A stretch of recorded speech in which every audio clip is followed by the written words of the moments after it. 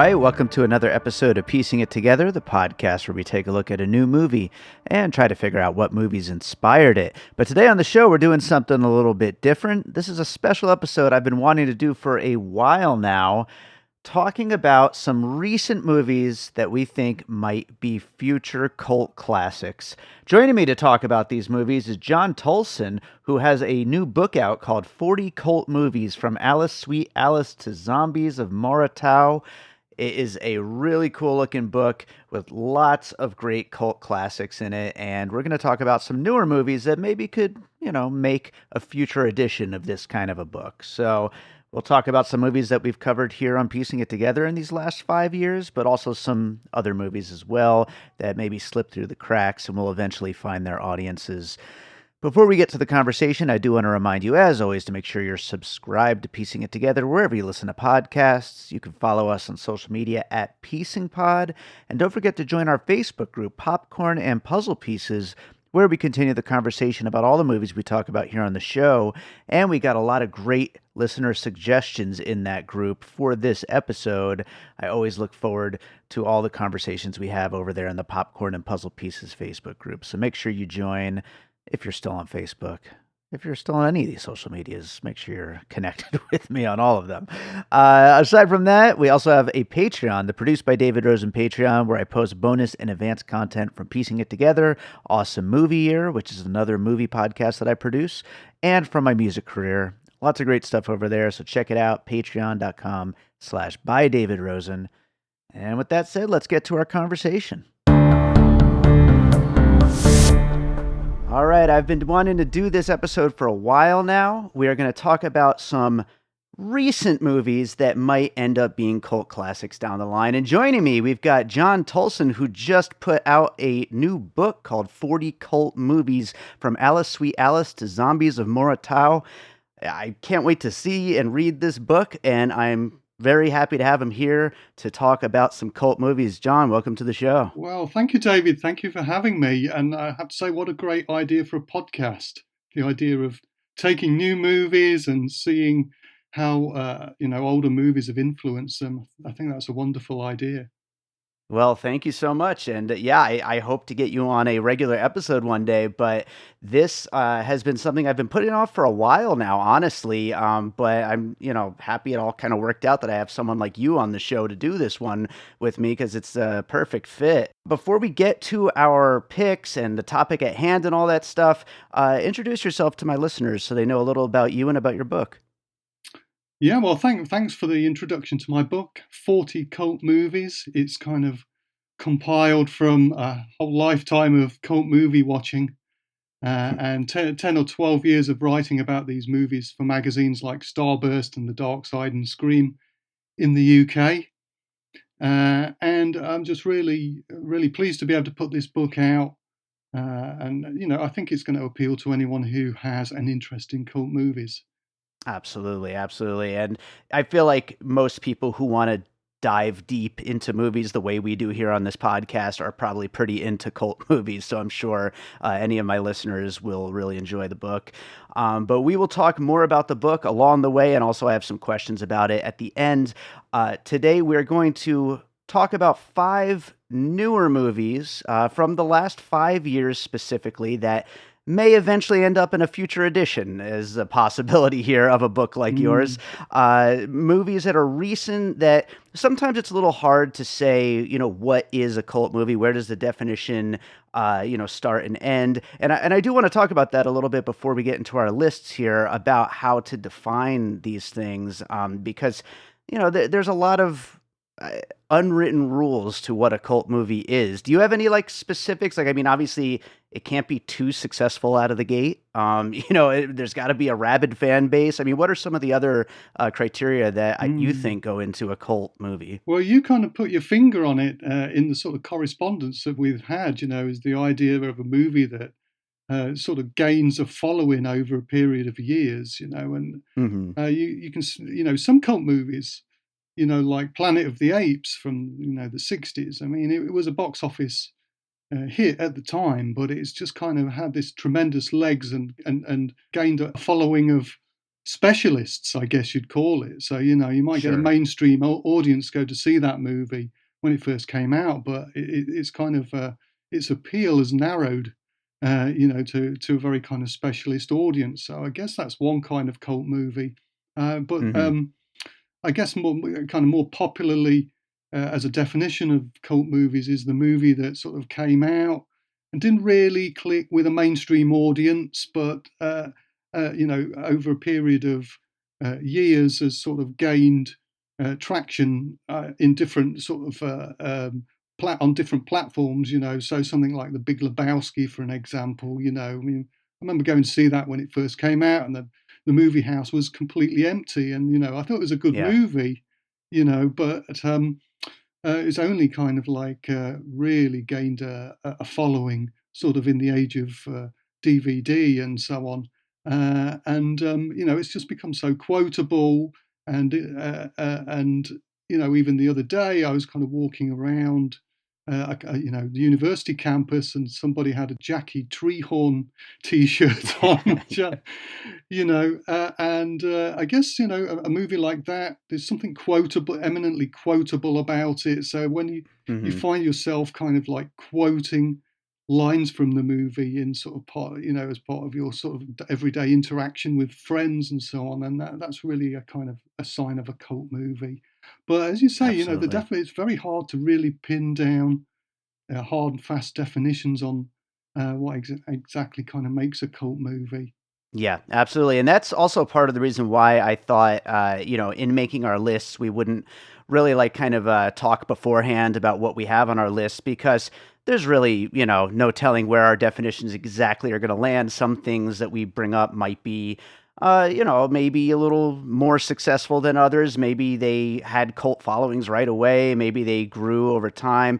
Some of them will be genuinely great movies that just didn't hit. Some of them will be maybe some so bad it's good kind of Mm, movies. I mean, yeah, certainly those become cult favorites. yeah. So it'll be interesting to see. But with that said, let's start getting into our lists here. And I'll also have some picks from our Facebook group, Popcorn and Puzzle Pieces, later on. But what do you have for your first Mm. pick for a recent movie that might end up becoming a cult favorite? Well, I approach this with a certain amount of trepidation because, as you say, it's so hard to know. With cult movies, you kind of like to let movies sit for a couple of years to kind of see whether they're going to gain a sort of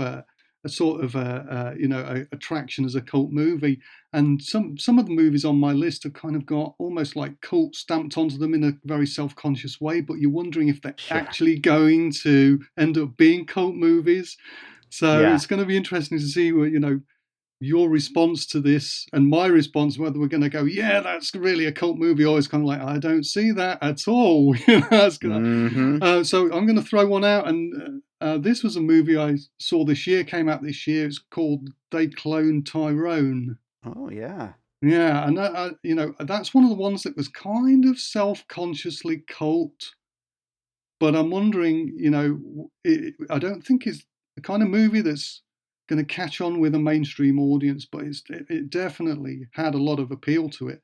I first became aware of this movie actually when I was in Los Angeles this summer, and just on the Sunset Strip, they had huge billboards of this movie, sort Mm-hmm. of like a triptych of billboards of They Clone Tyrone.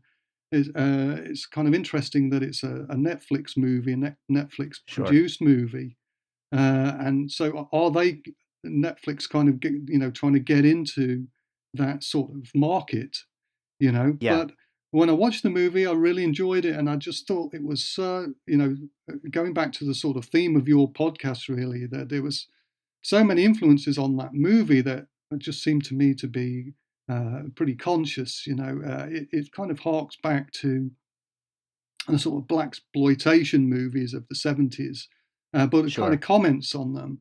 But it's also a movie that really wouldn't exist without the sort of Jordan Peele produced sort of black horror movies of Mm-hmm. recent years, like Nope and so on. Sure. So if anyone hasn't seen this movie, it's about a couple of guys in the hood. One of them's a drug dealer, and he kind of gets shot in the course of his activities, but he kind of comes back to life, and he's not quite sure why or how that's happened. And he kind of clubs together with some a couple of the other guys and one of the prostitutes in the ring there and the pimp, and they discover that there's something nefarious going on, which involves a science lab underground and, in fact, and cloning, as the title suggests. So Sure. it's very, very funny movie. It's got some great performances in it. And it's just but it's kind of the kind of movie that you could show to a mainstream audience and they just sit there and go, I don't get it, you Yeah. know. Yeah, sure. So that's why I thought it had the potential as a cult movie. Sure. Yeah, great first pick. And I actually haven't seen it yet. I've been really wanting to get around to it, but I'm really glad you brought it up because I'm looking over my five picks here and I don't have any streaming movies on my Yeah. list. And streaming is such an interesting animal because with a lot of these movies, things like They Cloned Tyrone, they come out and because of their release pattern, they don't really get that chance to breathe and to get like a dedicated audience. What they come out and like 2, 3 weeks later, everyone's kind of stopped talking about them, and it makes it really difficult for these streaming movies to get those long term audiences. So, will something like this end up with that cult following? It's so hard to say because of the streaming release, strategy. But this does feel like the kind of movie, though, that right there baked in. It is such an interesting mix of genres and of influences that I could see that this could be one that people could gravitate to later on down the road.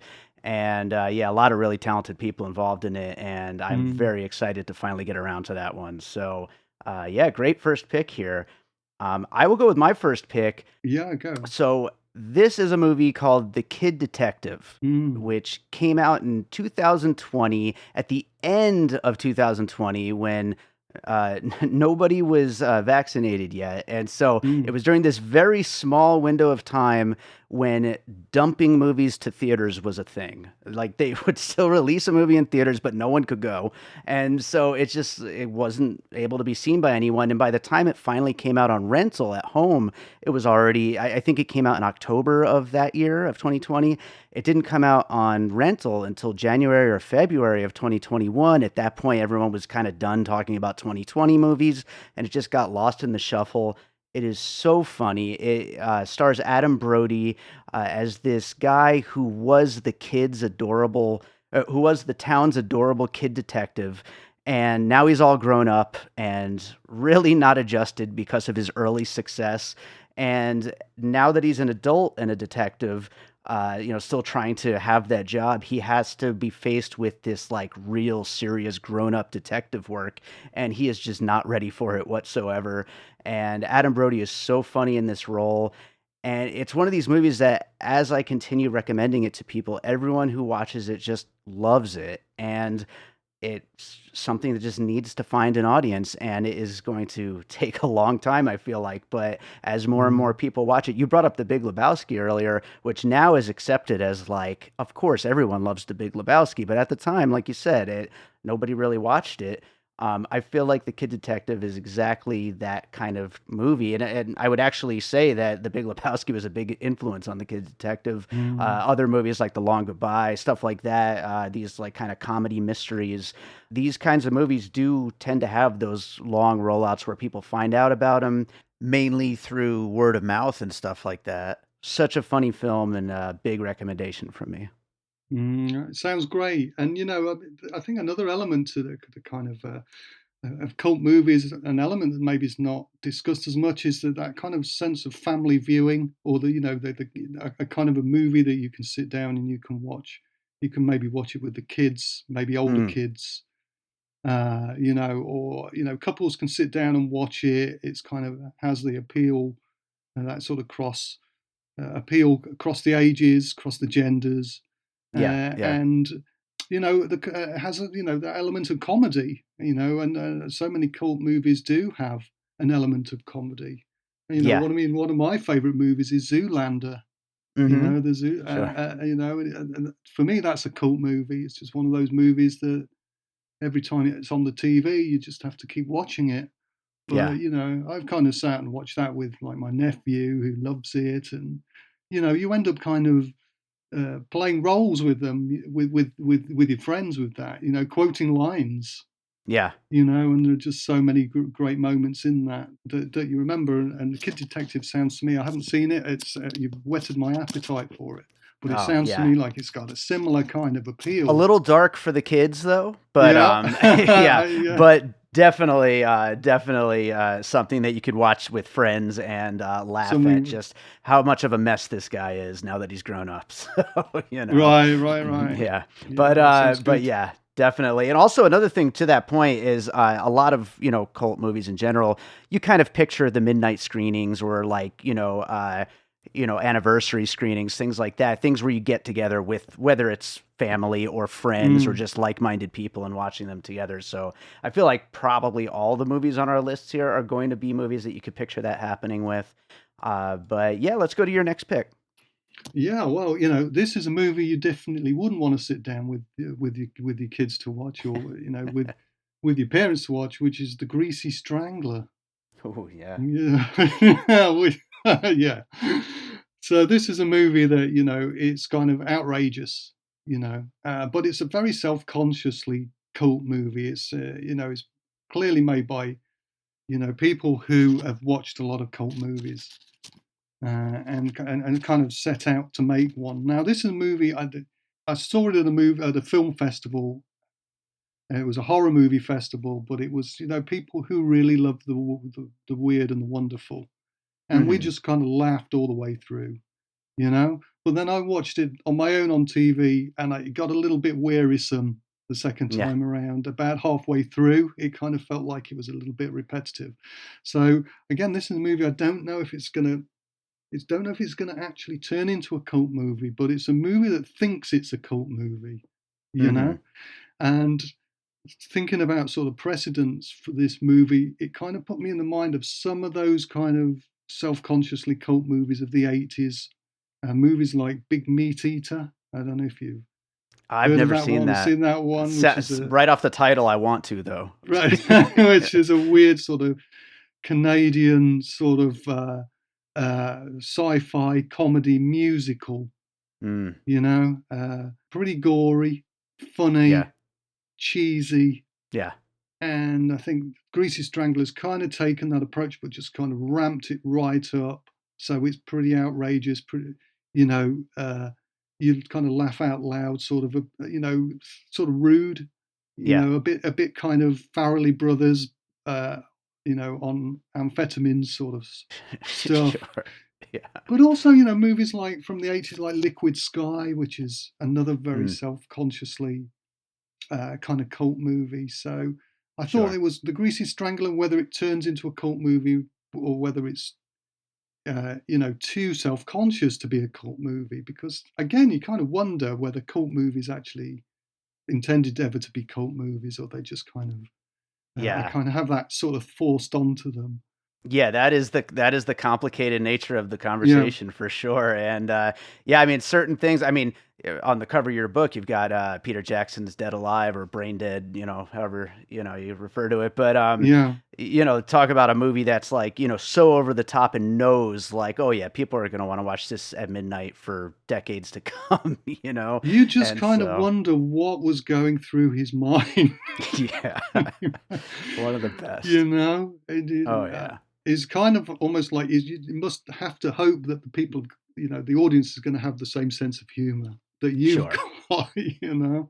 Absolutely, absolutely. Well, you know what? Speaking of that kind of self-knowing, almost self-parody, almost like it knows exactly what it's trying to do, and whether or not that's going to work is always such a big gamble. I'm going with James Wan's 2021 horror film *Malignant*, Hmm. which when that one came out, just absolutely blew me away. And I have talked on this podcast many times about how much I love this movie. So James Wan, of course, like being known for like these straightforward, like quote unquote real horror movies.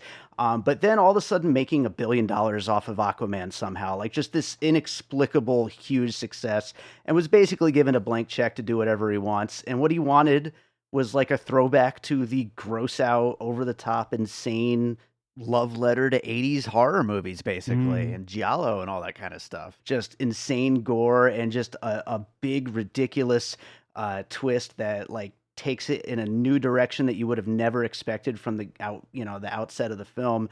And Malignant is a movie that if you are on its level and understand what, James Wan was like aiming for with this, is just so much fun and has been such a fun time. I don't know how active you are on the social medias, on the Twitters and all that stuff, but mm, has been so much fun with the memes and the jokes and like mm. everything around it, the whole culture around the movie. I also see people. We're recording this right before Halloween. I've seen people dressing up as Gabriel for Halloween. There's so much fun stuff around this movie. I feel like midnight screenings are a sure thing. I'm waiting for my first time, to actually get to watch it with. Obviously, this was one that came out also right around the pandemic, and my first time watching it was at home. I did get to see it in the theater once, and that was just an absolute blast. But I want to watch it with a big crowd one of these days. It would be so much fun. And yeah, Malignant, just an awesome movie. Are you a Malignant fan? I'm going to have to make a confession here and say I've not seen that one. All right. All right. It's just kind of I look passed me forward to hearing by. what you think of it I, when you get to I, it, I because, oh, man. well, I do like James Wan. I like Lee Wanell as well. I don't know if he Sure. was he the writer on that? Not on this one. It was actually Akila Cooper who went on to do Megan the Right. next year. Yeah, So yeah, yeah, yeah. but yeah, she's great too. Megan is awesome. That's another one that could be in this conversation, honestly. But yeah, I definitely recommend *Malignant*. I love to hear what you think of it when you get to it. Mm. But what do you got for your next pick? Well, I'm kind of going to go European art house now. So there's a movie called Triangle of Oh yeah. Sadness, which won the Palme d'Or at Cannes, Hmm. and it's a very, very strange film. It kind of starts off with this young guy he's a male model and he's going for a modeling job, and it's kind of transpires that he's has this relationship with a young girl who's an influencer, and they're very materialistic as a couple, and they're kind of together for the wrong reasons. She kind of expects him to pay for everything. He doesn't have much money. She's what we call in England a ligger. She likes to get things for free, and they end up going on this super cruise with this super rich people. And up to this point, the movie seems almost like a kind of docudrama, Hmm. about this young couple. It's almost kind of like in a kind of mumblecore sort of fashion. And then the movie switches tone to something completely different. Woody Harrelson appears Yeah. as the captain of this ship, who's completely drunk all the time, and he just shuts himself in the room. He just doesn't want to know. And one night, he's persuaded to come out onto the captain's table, and something has happened in the kitchen, and all of the food has become sort of poisoned. So all of these super rich people end up with terrible food poisoning. But things go from bad to worse. So Mm. what you've got is these rich people vomiting everywhere, and just trying to just kind of keep things together. But then the ship gets shipwrecked, and we end Yeah. up on a desert island with just this materialistic couple and some of the other ship's crew who have been treated appallingly by the super rich. And the tables are turned as Oh yeah. the cleaning lady becomes the sort of top dog of the survivors. So what you've got is this film that sort of veers off in so many different directions, and it Yeah. completely kind of puts you off balance. You really don't know where this movie is going. But what it ends up being is a kind of a satire, very dark satire about capitalism, Sure. about the rich and the poor, and how uh, uh, uh, this kind of dynamic can be switched over when you kind of take people out of civilization and dump them on a desert island. Sure, sure. Yeah, Uh, I love that movie. It is so nuts, and it just like you said, it goes from bad to worse, and then it you goes to know, worse to worse to worse, and just keeps going from there. Part of me is wondering, can a movie that was nominated for an Oscar qualify as a cult classic? But then also, yeah. part of me is also wondering though, like, does Ruben Östlund even like care or know why he got nominated for an Oscar for that movie? It seems so out of left field, like that, like maybe that almost disqualifies that point, you know? Well, so much of the mainstream press really panned it. Yeah. You know, And most people that actually sought it out were like, "What the hell is this what movie?" the hell is it? I just Yeah. thought it was a kind of movie that just upset people. Mm-hmm. Yeah. And I guess some of the a lot of cult movies maybe do that. And that Yeah, can be that's a another good point. definition. It kind of unsettles people. Mm-hmm. Kind of makes people kind of question the way they live their lives. And there's that thing about art, making people uncomfortable Sure. in its best form. But Sure. mainly, I kind of picked it because of that. I thought that was a really interesting kind of dynamic or contradiction that it had won the Palme d'Or, nominated for an Oscar, but the mainstream press really were very uncomfortable with that movie. They just you did not know, know what to so, do with it. and Yeah. I'm sure a lot of audiences were kind of like really uncomfortable with it. Yeah. Because mainstream audiences really kind of get used to movies being a certain way, Yeah. and kind of knowing where the movie's going, and if they're kind of unbalanced, and those kind of preconceptions are sort of taken away from them, they get really angry sometimes. Sure. Yeah, that movie made my top 10 that year, Yeah, and then when I was like kind of talking about it in my top 10, I was like, it's in my top 10, but I don't know if I could really recommend it to you, you know? yeah, Like you're yeah, yeah. probably not going to like it. So, Mm, well, I will go with another one, also from 2022, George Miller's 3,000 Years of Longing, mm, which is a movie I absolutely love. It stars Idris Elba as a djinn who is discovered by Tilda Swinton, who is a writer who is having trouble connecting with her own work and with the art of storytelling itself. And she gets whisked away, and all of these stories that the djinn has that he hasn't been able to share with anybody for so long. And this movie, it was, I mean, there's no getting around it. It was a box office flop. It was a critical flop. I think it suffered mainly from not being the next big action epic from the guy who made Mad Max Fury Road. mm, Expectations can be a hell of a thing, and it's not the movie that people wanted it to be. And it came, and people just didn't know what to do with it and just kind of shunned it away. This is a movie that, as soon as I watched it, like the first thing I said when I did my review and our episode here on the show, is this is a movie that people are going to reclaim in mm, 5, 10, 15, 20 years. It's going to be like, you brought up Big Lebowski. It's going to be like Fight Club. Like these movies that didn't do well, that nobody actually liked when they first came out. And then 10 years down the road, everyone's like, what are you talking about? That's a classic. Everybody loves that movie. mm, I'm convinced 3,000 Years of Longing is going to be one of those. There's no doubt that George Miller is an amazing filmmaker.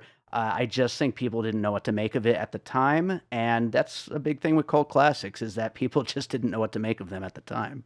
mm. I think you're right, and I think there are certain directors that almost, they just almost by default make cult movies because they're always trying to do something different, or they do something that, as you say, is kind of unexpected. I mean, Kubrick is a classic example. Sure. Almost every one of his movies was kind of got mixed reviews on its first release, and has kind of been reclaimed as a classic of its kind only afterwards. And Yeah. certainly, I think that's the case of George Miller. I mean, I remember when Witches of Eastwick came out, people were kind of going, "This isn't Mad Max," Yeah. But it's a great film in its own right, and And I think even even the Mad Max movies have just got cult stamped all over them. Yep. I mean, because Miller's a director who's very sort of cinema savvy. Sure. The influences on his movies from other movies. The sort of Japanese samurai movies influence on Oh yeah. Mad Max. And even his episode of the Twilight Zone, Terror at Oh yeah, 40,000 that's feet, or right. whatever it's called, which is the best one in the film, has really got like a kind of cult element stamped into it. I guess Joe Dante's somebody who's kind of similar in a Sure. way. His movies don't always click with an audience, but they just have that sort of cult appeal. So I mean, I would agree completely, and I just think that Miller has just got that. He's a cult director. There's no two Yeah, ways about it. No two absolutely. ways about it. What do you got for your next pick? Well, maybe another cult director actually, which is Adam McKay, which is his movie "Don't Look Up," Okay. which is yeah. I mean, that was again another movie that got a lot of criticism when Mm-hmm. it came out. Because of its satire, its political satire. Maybe came out at the wrong time. People were a little bit nervous about the world situation, the pandemic, and so on, and they maybe just didn't want just didn't want to hear what Mackay had to say.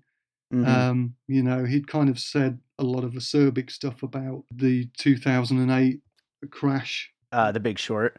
The Big Short, yeah, of Yeah, yeah. course, yeah. And what I thought was interesting, and another reason why I brought it up for this podcast in particular, is because I don't think I've ever seen another movie that just almost kind of like rides on the back of a previous movie and completely subverts it. But I mean, when I was watching Don't Look Up, I just thought this is Deep Impact. but you know, he's just ripping Deep Impact, the ideology of Deep Impact, ripping Mm-hmm. it to pieces.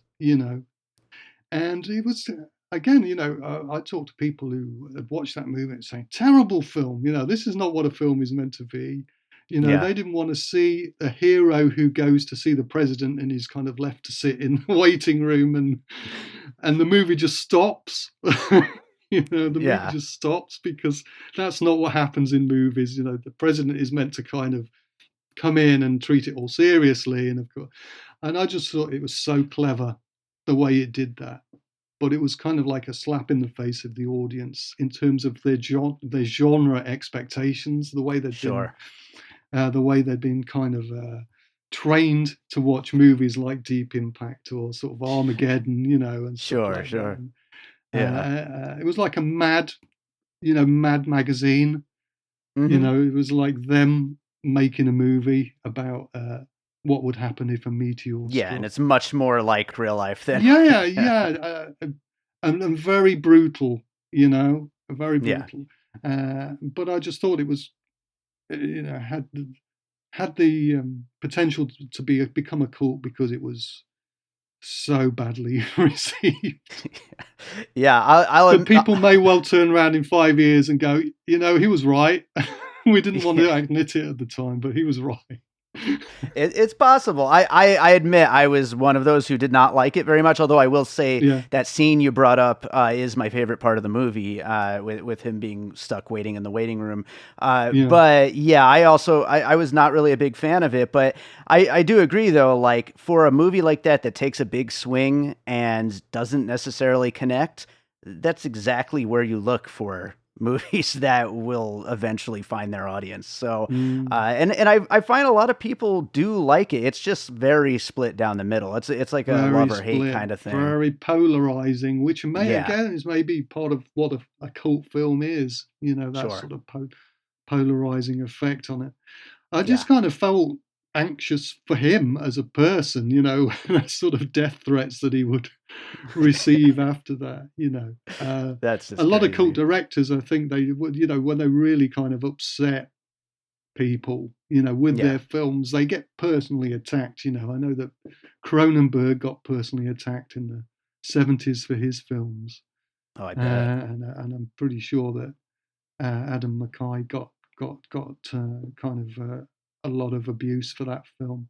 Yeah. I Yeah. always thought he was a very interesting director.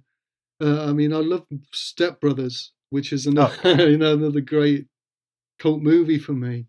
yeah, even if I didn't like Don't Look Up, I will always love Adam McKay for all of those Anchorman and Step Brothers, and Yeah, all those movies exactly. are I mean, so how good. can you not like that? But it means, Yeah, if you just kind of see behind the scenes of him directing, he's such an interesting director. I mean, I've never seen a director who basically kind of ad libs lines in the moment for his actors to deliver.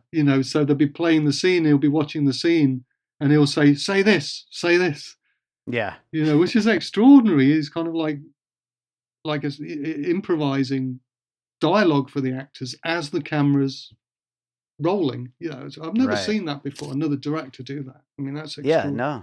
no, that takes a whole different set of skills. It's like a Yeah. very very hard thing to do, I would Mm. imagine. But I will go for my fourth pick with one that, speaking about polarizing, it's not even because just everyone hated it except for me and like I know like six other people who like this movie. It's actually from this year. It's called Fool's Paradise. It's the Mm. directorial debut from Charlie Day from It's Always Sunny in Philadelphia. Mm-hmm. This movie is a Hollywood satire. It's kind of a mix between Being There and Bowfinger, and about this nonverbal oddball guy who kind of falls his way upward through the entertainment industry.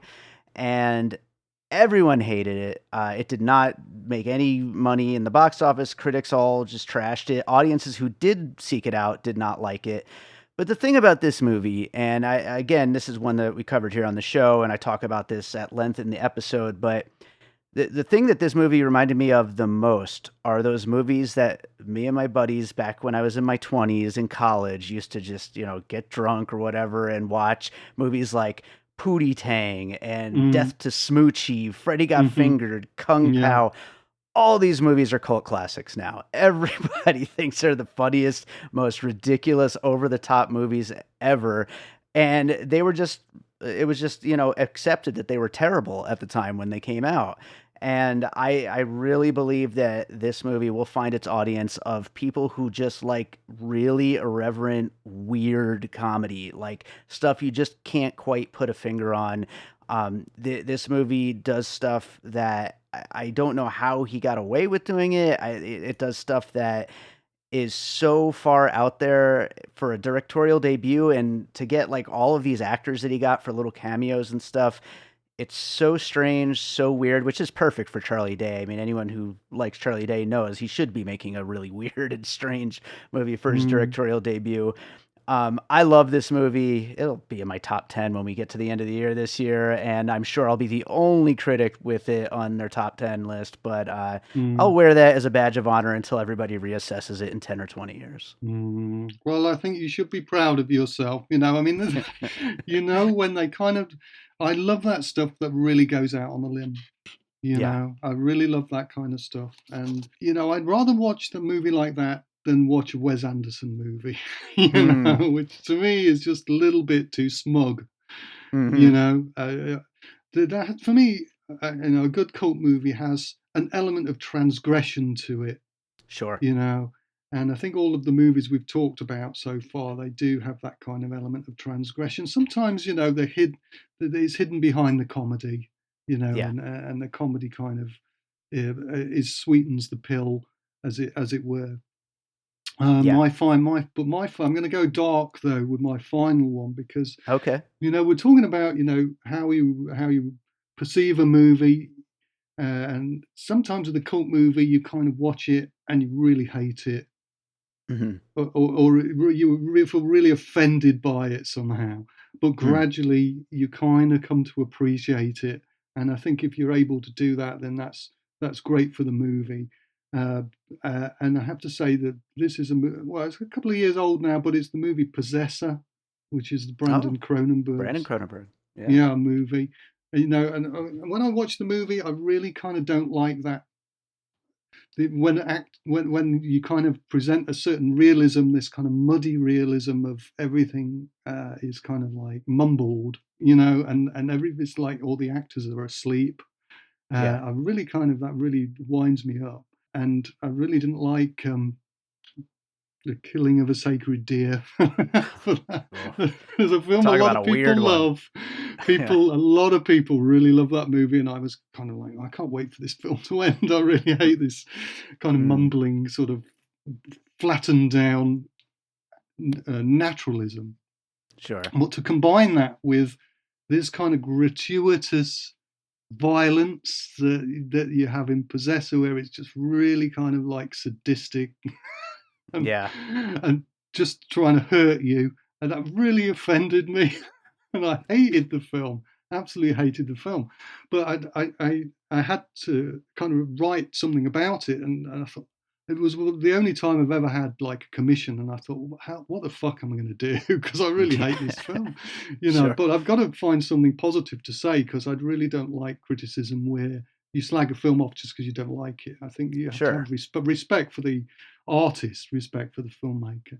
But when I kind of started to think about the movie and think about the themes, I really started to kind of appreciate the tradition that he was working with in this idea of the dystopia and just some of the kind of tropes that Cronenberg was using from all the way back to things like 1984 Sure. and the idea of brainwashing and totalitarianism and so on.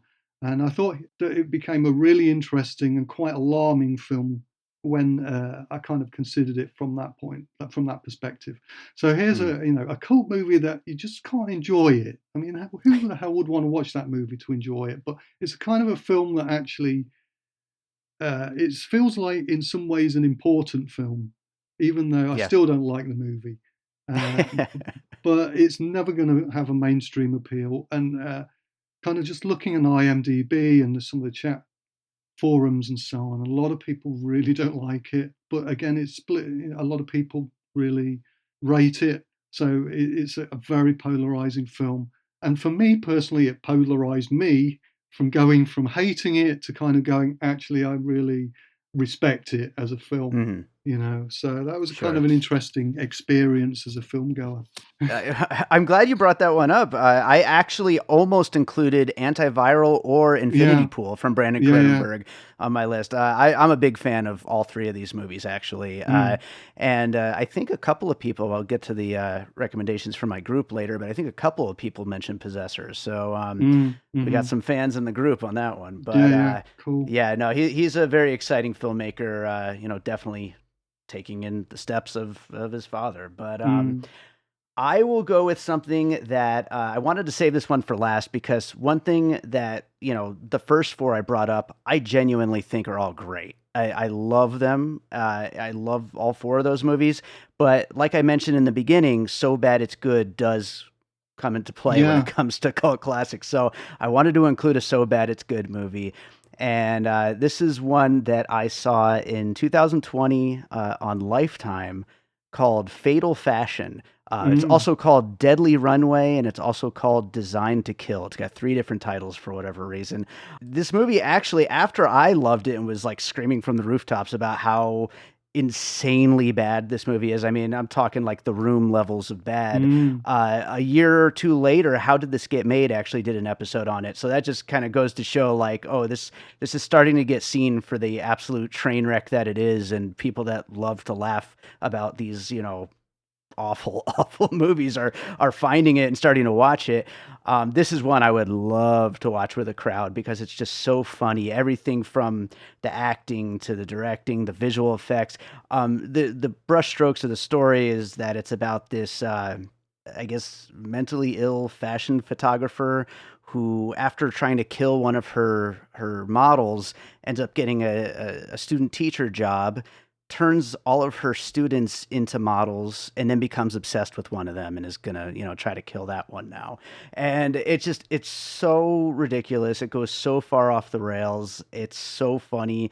The kills are terrible. The main actress is hilarious. The kid that she's trying to turn into a male model is just I don't even know what to say about him. But yeah, this is one of those movies I would love to see it like a Mystery Science Theater kind of thing, or mm-hmm. some kind of a midnight movie kind of situation. And also shout out to a Lifetime of Hallmark podcast who actually had me on to talk about this movie at length a couple years back. Because when I brought it to them, they just all were dying laughing when they watched it, and they were like, "Oh yeah, we got to do this one." So big recommendation if you like So Bad It's Good. Oh my God, it just does sound terrible. Well, it's that thing about that kind of fine line between the sublime and the ridiculous. And I'm pretty Yeah. sure it's every filmmaker's dread that they're going to, nobody sets out to make a movie that's that bad. Yeah. But I think Yeah. it's almost like every movie has the potential to be bad, and I'm Hmm. sure it's every filmmaker's dread that they're going to churn out something like this. And some directors come so close. I mean, just hearing that synopsis, it made me think of Brian De Palma, you know. Oh, definitely. And I kind of watched Dress to Kill a couple of months ago, and I thought, God, I don't remember it being this bad. There's just something that's just kind of like a little bit, doesn't quite, just a bit cheesy, Hmm. about it. Yeah. And I think even Kubrick. People say Kubrick was a perfectionist. He just wanted to try and make everything good. And I just think actually what he was trying to do was trying to make sure it wasn't bad. Yeah. Yeah. Because That's it's right. so easy to do. It must be so easy to do. Just that slip of judgment. Yeah. And so that's one to avoid, except after a few beers, I guess. There you go. There you go. Yeah, absolutely. And I was actually watching Plan 9 from Outer Space last night. I watched it a For few you. months ago. You did? Did you Yeah. enjoy it? I actually did. I had such a good time with it. Yeah. That's cool because the first time I watched it, I got bored because it was so bad. It Yeah. was so bad, Yeah. bad. But I started watching it. I thought, this is a lot more enjoyable and entertaining than I remembered it being. Yeah. And then you kind of start thinking, what on earth was going through this guy's mind? You got to throw intention Why out the did he window. do that? Why Yeah. did he do that? Oh, yeah. People must be so deluded. This element of delusion just must set in. And I guess it's kind of like making a movie must be like being in love. You're in this bubble. And you're in this bubble, and it's only when the bubble bursts that you realize you made this terrible mistake. Sure. Sure. Absolutely. The hardest things in the world to do, right? Yeah. But I'm going to read some picks from our Popcorn and Puzzle Pieces Facebook group. We got a bunch of them. I'll kind of just speed through here, though.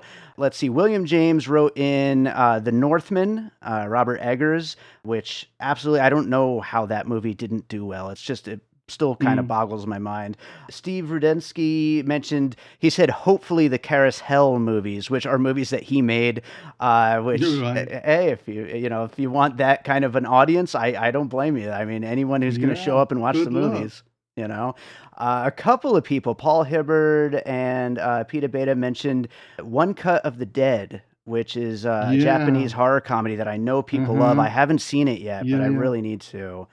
Josh Hatcher mentioned Malignant, which I brought up. Fred Shakeshaft mentioned Cats, the 2019 adaptation of Cats. Yeah, that's got to be a cult movie. I mean, Yeah. it's a so bad it's good movie. Oh, yeah, absolutely. I would love to watch that with a crowd one of these days for sure. Jeremy Warner mentioned Babylon, a huge movie from last year that just flopped hard. This comes back because I was going to say La La Land is a cult movie because That brings it it's back to the it's a Oscar winners. musical. There's so very few. It's kind of like New York, New York, but it's got elements of that. Whiplash was a great film. Oh, yeah. I thought, but no director is immune from making something bad. But I imagine that Babylon could easily become a cult classic. I think so. I feel like people are already starting to reassess that one. Craig Cohen mentioned Under the Silver Lake, which is a movie I love that I agree with him completely. Peter Beta mentioned Halloween Ends, which we're recording this right after The Exorcist Believer is doing very badly for David Gordon Green. But it does seem like his Halloween movies are getting reassessed, and I think people are going to love them down the line. Let's see. Joe Black mentioned The Beach Bum and Serenity. I love The Beach Mm, Bum. Serenity, I kind of think falls under that so bad it's good kind of category. That's a yeah, yeah. fun one. Also, White Noise from Noah Baumbach, which I love that movie. Talk about Netflix streaming movies. That one did not do very well for them. Adam Wells mentioned Color Out of Space and Three from Hell. Hmm. Rob Zombie Yeah, is a yeah. guy who, definitely you talked about Yeah, yeah. cult built right in, that's definitely Yeah, and one. Richard Stanley. Sure, Richard Yeah. Stanley. Let's see. Jennifer Howell mentioned Last Night in Soho. Edgar Wright, another one that fits Yeah, in that yeah. category. Edgar Wright is again, the guy knows his cult movies, and Hmm. he's very capable of making them. And I think all of his Cornetto trilogy has definitely got cult stamped all the way through like a stick of rock. Absolutely. You brought up Triangle of Sadness, but Mm. George Hannah Wilson and Adam Wells both mentioned Titan, which was the Palme Hmm. d'Or winner the year before, and Yeah, and I another movie loved like Raw that. as well. Raw, Yeah. Raw was one of my favorite films of this year. Oh yeah, great, great movie. Mm. Sean Malloy mentioned Upgrade. You brought up Lee Winnell earlier. Yeah, That's a great Upgrade. movie. Yeah, that's one of the movies in my book, by the way. Upgrade is. Nice. Okay. Yeah, Awesome. yeah, that's a great film. Great movie. Desiree Wolf mentioned Hereditary and Midsommar, another director that you could see all of their films becoming cult movies at some point. Louisa Moore mentioned Anna and the Apocalypse, which I actually don't know that Yeah, movie. that's a musical. Oh yeah? Right on. Yeah, very big in the horror movie festivals. Very enjoyable film. Okay, I'm gonna have to check that one out. And then last one was David Micor mentioned Megan, which we talked about earlier, and Mm, Violent Night, which hmm. that the Santa Claus action movie, which that could be fun. I didn't see Mm. that one, but I could see any kind of holiday based action or horror movie ending up with a good cult following. Yeah, So man. So many Christmas horror movies yeah, made. absolutely. So I want to talk about your book a little bit more before we wrap up here. I mean, my first question, related to cult movies and horror movies specifically. It seems like a lot of your books, if not all, are horror or horror adjacent. Am I right about that?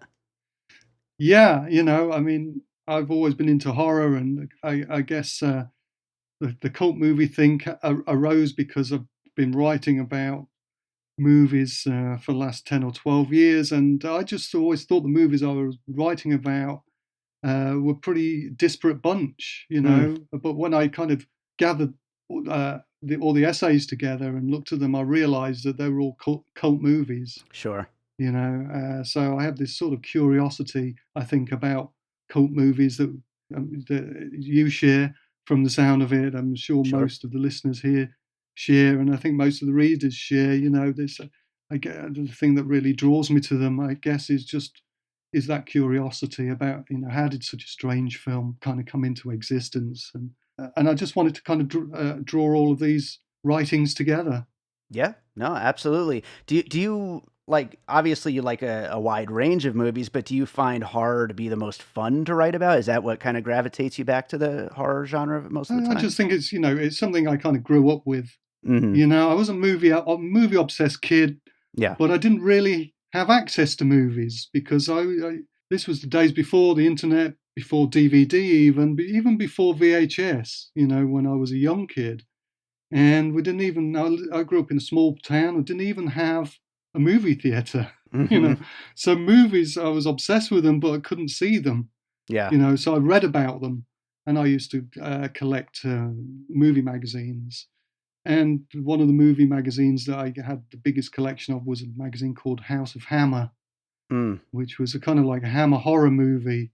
But it also had weird movies in there like The Redeemer, Son of Satan, and Alice, Sweet Alice, and Mm. Blue Sunshine. So I was reading about these movies when I was 7, 8 years old, Sure. and so I guess it kind of just went into my blood in a way, just the really wacky, offbeat kind of horror movies, and they were always my favorite kind of movies. Yeah. Yeah.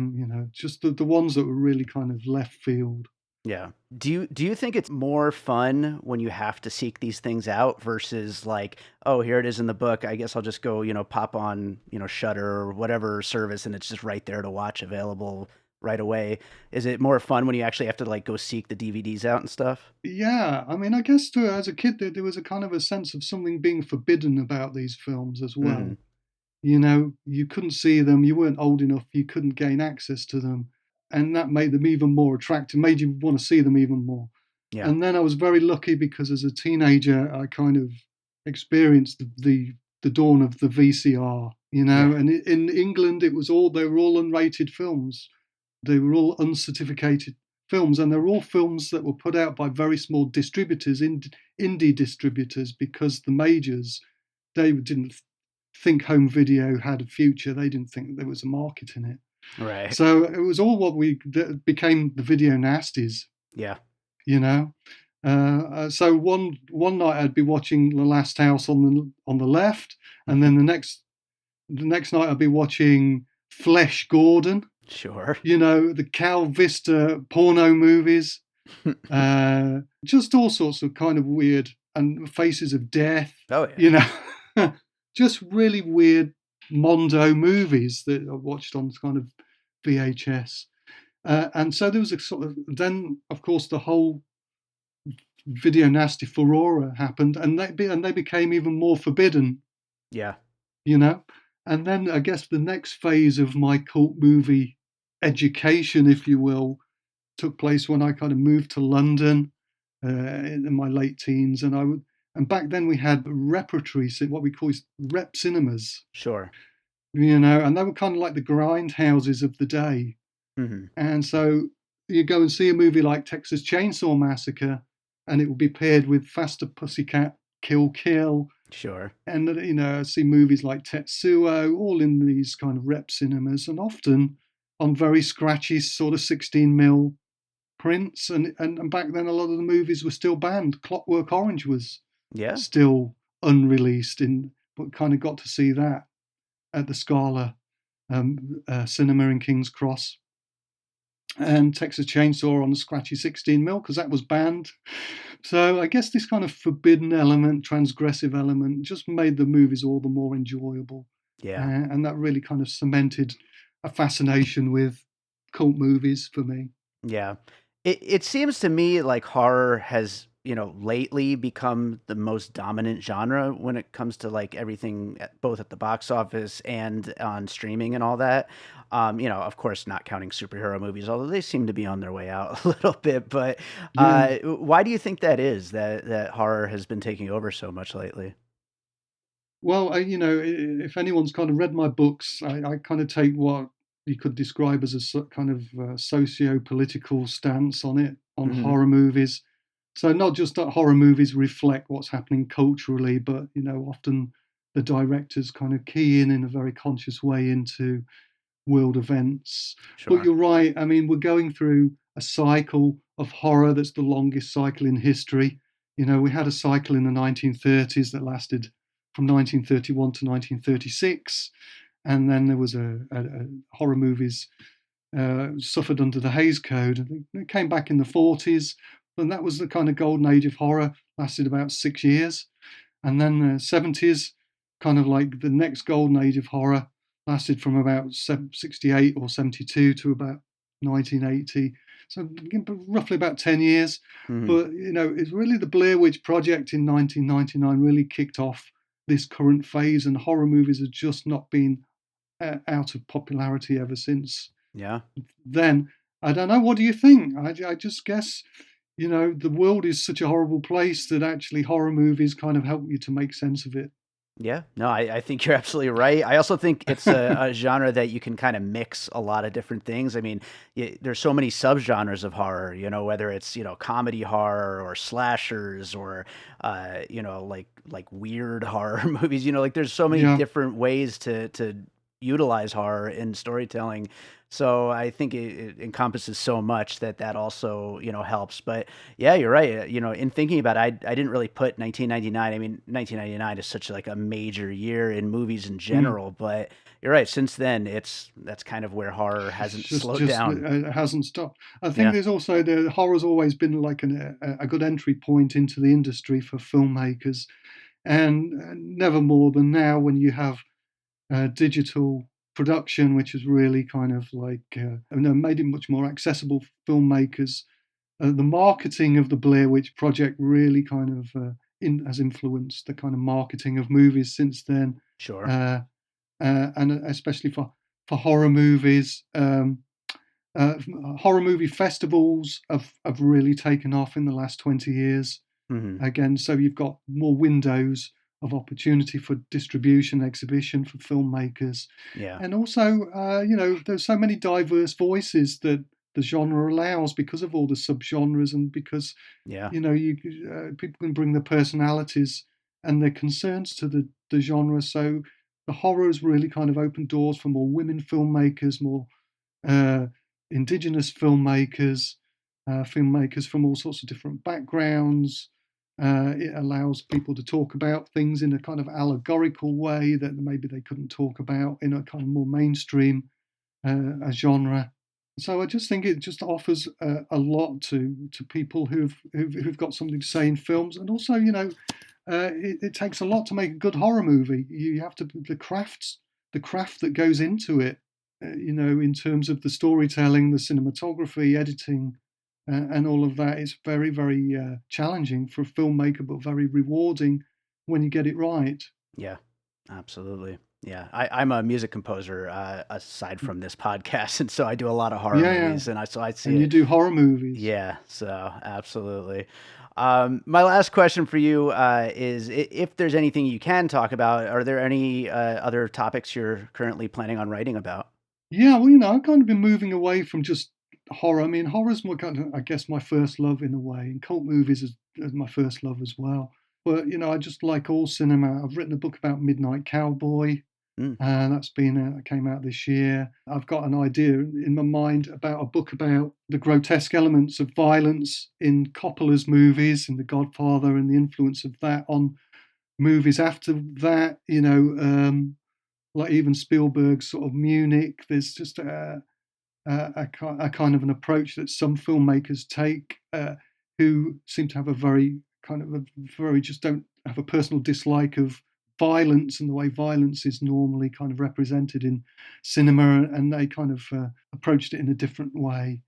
And I really am influenced by Susan Sontag's writing in the 60s about disaster movies and the way that they don't really tackle the problems of society in a satisfactory way. And I'd kind of like to revisit her essay and bring it kind of like apply it to some modern movies, like for example, Don't Look Up, and movies that we have so many apocalypse movies now that I think that it will be interesting just to kind of analyze them using kind of Sontag's original essay. You think Moonfall doesn't apply to current society's issues?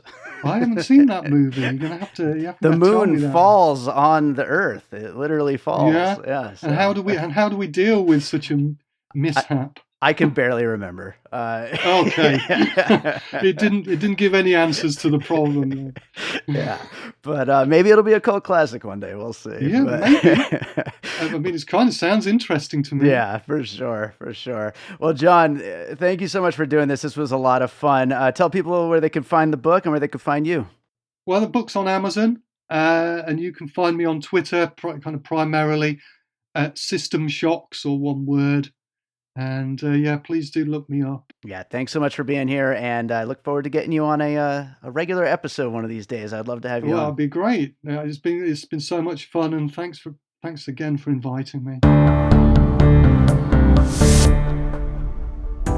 I'm Josh Bell. And I'm Jason Harris, and we co-host a podcast called Awesome Movie Year. Each season, we take a look back at an awesome year for movies, which is every year. We deep dive into these specific years, and we pick out why they were such great years for films. We go over the biggest hits, the biggest flops, the best picture, some personal picks, some cult classics.